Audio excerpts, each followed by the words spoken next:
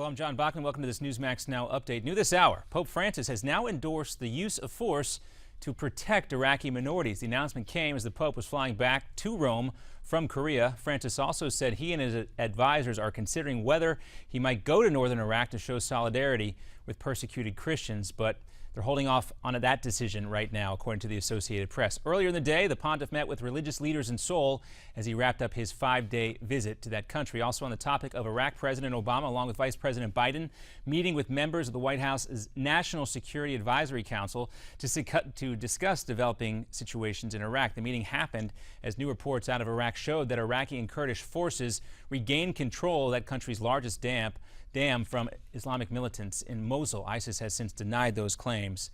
We'll have more on that coming up. The president is also meeting today with Attorney General Eric Holder to speak about the ongoing unrest in Ferguson. Holder announced that the Department of Justice will also conduct an autopsy on the body of Michael Brown. The results of an independent autopsy were released earlier today during a news conference. And we still have to look at other aspects of this investigation before we can really start piecing things together.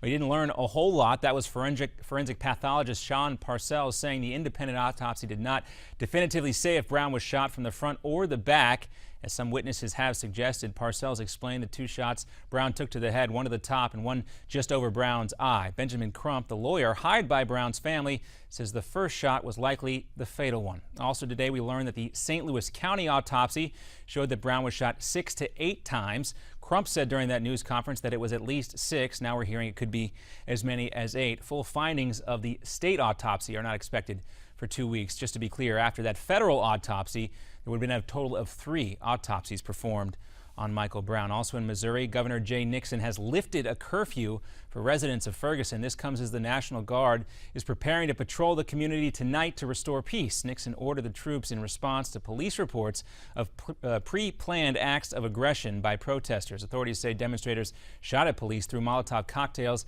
and continue to loot businesses and commit other acts of violence. In New York today, the UN Security Council pressed for a long-term peaceful solution to the situation in Gaza. Egyptian leaders are struggling to get Israel and Hamas to extend a ceasefire.